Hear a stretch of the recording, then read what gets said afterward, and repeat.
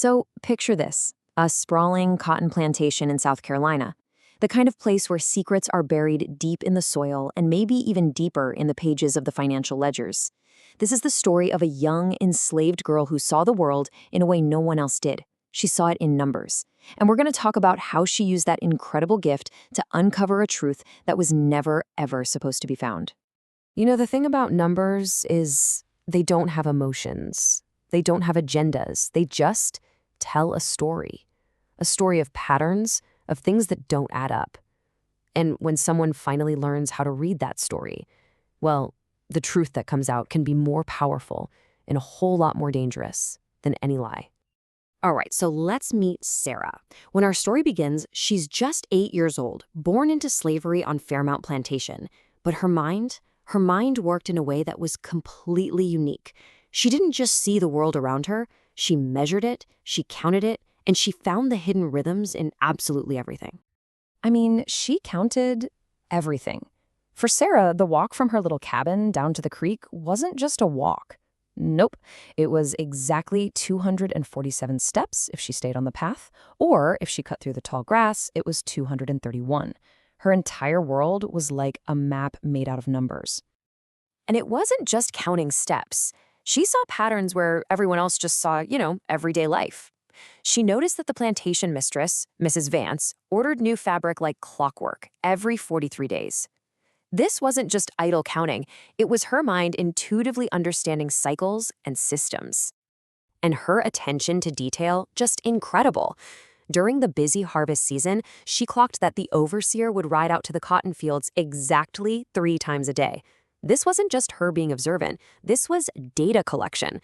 In her head, Sarah was building a mental ledger of how the entire plantation worked. Now, Fairmount Plantation itself was run by a man named Thomas Vance. And he was a guy who loved his numbers, prided himself on keeping meticulous records. But there was a problem, a really weird problem. Accountants at Fairmount just didn't stick around. One left because of health problems. Another just disappeared without even getting his final pay. And the third? He died in his sleep. Yeah, it seemed like the job was cursed.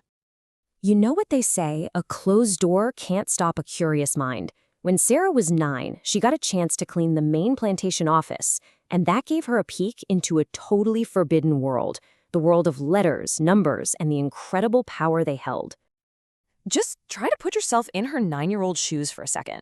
This room was like a fortress of knowledge. You've got shelves groaning under the weight of these massive ledgers, each one basically a secret history of the plantation. The desk is covered in papers filled with these mysterious symbols, numbers, and letters that she just knew promised to tell a story, if only she could figure out how to read them. That night, when she told her mother Della about it, the explanation she got was chilling. Her mother told her that reading wasn't just forbidden, it was dangerous.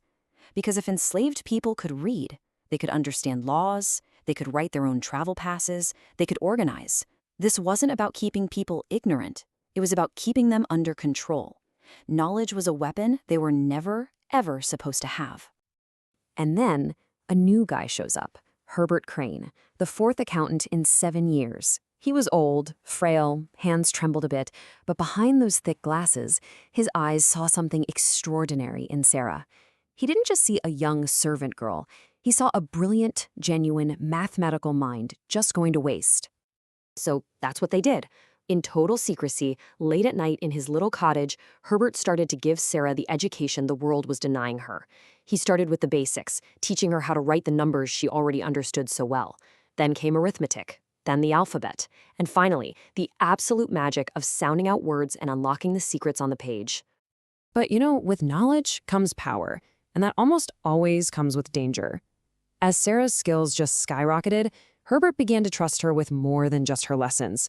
He started trusting her with the plantation's secrets, and together, they were about to uncover a conspiracy hidden right there in the numbers.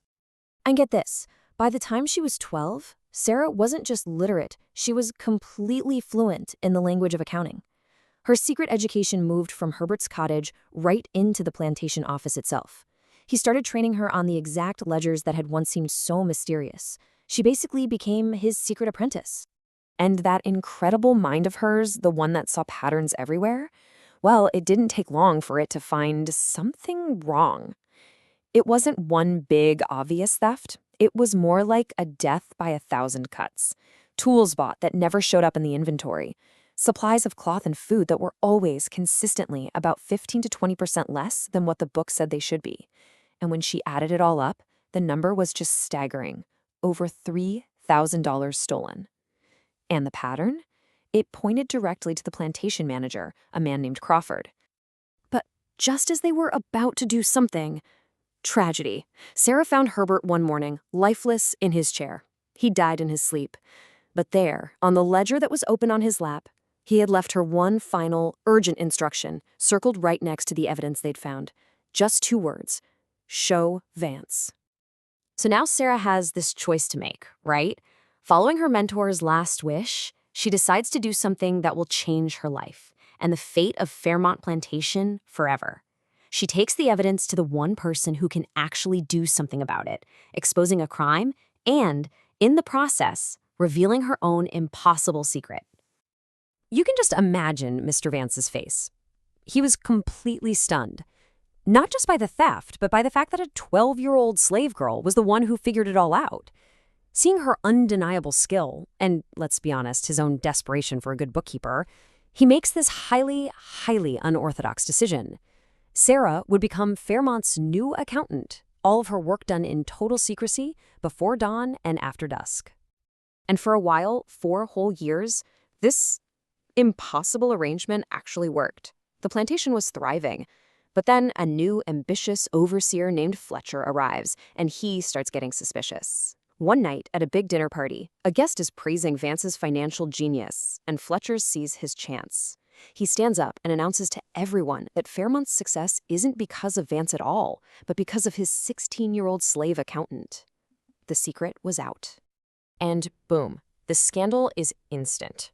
To save his own reputation, to save face, Mr. Vance had no choice. He dismissed Sarah from her duties, stripped her of her role, and ordered her back to being a simple house servant. And his last instruction to her, forget everything you learned. As if that was even possible. But Vance gives her one last job to do, prepare the books for her replacement. And in doing so, Sarah discovers a secret that's way deeper than just some simple theft. It was a truth that revealed the whole plantation was built on a fragile foundation, and it inspired her to create a completely new kind of record. So as she's organizing the ledgers one last time, her sharp eyes, they catch something, a new pattern of theft. But this time, the signature on the purchase orders belonged to Mr. Vance himself. She dug deeper, and the whole story unraveled. Vance had inherited a mountain of debt. The entire plantation was mortgaged to the bank, and he was stealing from his own failing business, just trying to save some money for himself before the bank inevitably foreclosed. And think about it. For years, Sarah had been working in these ledgers that literally put a price tag on a human life, including her own, valued at $600. So in response, she did something incredible. She started her own secret record, a journal. And in her journal, she didn't write down dollars and cents. She wrote down names, families, stories. She documented the very humanity that the official books were designed to erase. So, what happens next? Well, Sarah, she doesn't just walk away. She leaves the evidence of Vance's fraud right where the new accountant would find it. Sure enough, Vance fled, and the bank took over the plantation. The bank's representative, recognizing her incredible talent, kept her on as the secret accountant, giving her and her mother protected status. So for the next 14 years, she managed Fairmont's finances, all while secretly filling her journal. And long, long after her death, that journal was found, an invaluable, priceless record of human life that would have otherwise been completely lost to history. In the end, Sarah mastered 2 different kinds of accounting, didn't she? One of them measured profit and loss in dollars. The other measured the value of a human life in dignity and resilience. Her story really leaves us with a powerful question. In our own world, which is so full of data and analytics, which ledger are we paying attention to? The numbers that tell a truth, or the stories that tell the whole truth?